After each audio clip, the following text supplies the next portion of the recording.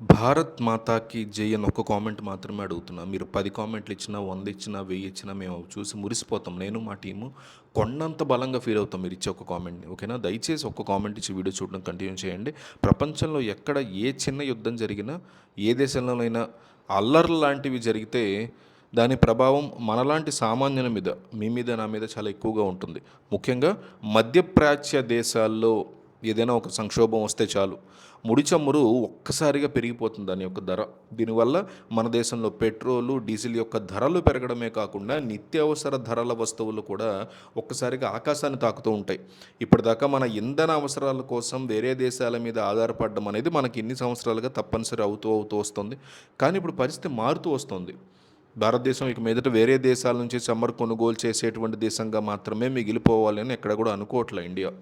మన సొంత నిధులని, ఇంధన నిధుల్ని బయటికి తీసేందుకు ఇండియన్ గవర్నమెంట్ ఒక పెద్ద ప్లాన్ సిద్ధం చేసింది. ముఖ్యంగా అండమాన్ నికోబార్ దీవుల చుట్టూ జరుగుతున్నటువంటి పరిణామాలు ప్రపంచ దేశాలని ఆశ్చర్యానికి గురి చేస్తున్నాయి. ఇక్కడ పరిస్థితులు రాబోయే కాలంలో మన దేశం యొక్క భవిష్యత్తును పూర్తిగా మార్చేటువంటి అవకాశాలు కూడా స్పష్టంగా ఉంటాయి.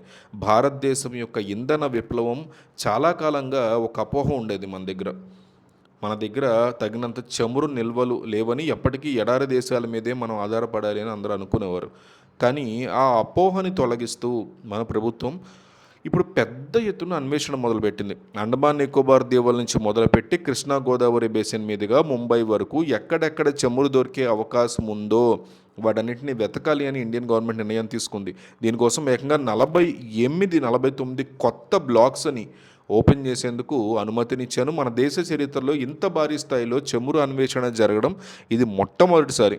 విదేశీ కంపెనీలతో కలిసి మన దేశీయ సంస్థలు కూడా ఇందులో పెట్టుబడులు పెట్టబోతున్నాయి దీనికి సంబంధించి. దీనివల్ల కొత్త టెక్నాలజీతో మన సముద్ర తీరాల నుంచి ఇంధనాన్ని బయటికి తీయడం చాలా సులభం అవబోతుంది. పశ్చిమ ఆసియా దేశాల్లో ఎప్పుడు గొడవలు జరుగుతాయో ఏం జరుగుతుందో తెలీదు. అలాంటి సమయంలో మనం చమురు కోసం వేల కోట్లు బయట దేశాలకు చెల్లించాల్సిన పరిస్థితి వస్తుంది. ఇది మన రూపాయి విలువ తగ్గిపోవడానికి బాగా కారణమవుతుంది. మన సొంత నీటిలోనే ఇంధనం దొరికితే అది మనకు ఒక పెద్ద బలం అవుతుంది. అందుకే ప్రభుత్వం ఇప్పుడు అల్ట్రా డీప్ వాటర్ డ్రిల్లింగ్ అనేటువంటి ఒక పద్ధతిని వాడబోతున్నారు. సముద్రం లోపల దాదాపు 3 కిలోమీటర్ల కంటే ఎక్కువ లోతుకు వెళ్ళి డ్రిల్లింగ్ చేయడం అన్నమాట ఇదంతా. ఇది చాలా కష్టమైనటువంటి పని. నీటి అదుగునటువంటి ప్రెషర్ని తట్టుకుంటూ పనిచేయడం అనేది చాలా రిస్క్ ఉన్నటువంటి పరిస్థితి. కానీ ఇది గనక సక్సెస్ అయితే మన దేశ ఎనర్జీ సెక్యూరిటీ పూర్తిగా మారిపోతుంది. ఎక్స్పర్ట్స్ యొక్క అంచనా ప్రకారం అండమాన్లో ఉన్నటువంటి ఈ చమురు నిల్వలు మన భవిష్యత్తును మార్చబోతున్నాయి అంటున్నారు. మొత్తం ఈ ప్రాజెక్టు కోసం దాదాపు $20 బిలియన్, అంటే మన రూపాయలు 1,70,000 కోట్ల రూపాయలు ఖర్చు చేయబోతున్నారు. ఇది మన దేశంలోనే అత్యంత ఖరీదైనటువంటి డ్రిల్లింగ్ ప్రాజెక్ట్. దీనికోసం యూరప్, అమెరికా లాంటి దేశాల్లోని పెద్ద పెద్ద కంపెనీలు కూడా మనతో కలిసి పనిచేయడానికి ముందుకొస్తున్నాయి. ఈ సందర్భంగా వాళ్ళకి సముద్రం లోపల నుంచి చమురు తీయడంలో మంచి అనుభవం డెఫినెట్గా ఉంది. దుబాయ్ లాంటి దేశానికి చెందినటువంటి కంపెనీలు కూడా మనకు సహాయం చేస్తున్న పరిస్థితి నడుస్తుంది. ఒకప్పుడు అండమాన్లో భద్రతా కారణాల వల్ల ఇలాంటి పనులు చేయడానికి అనుమతి అనేది ఉండేది కాదు.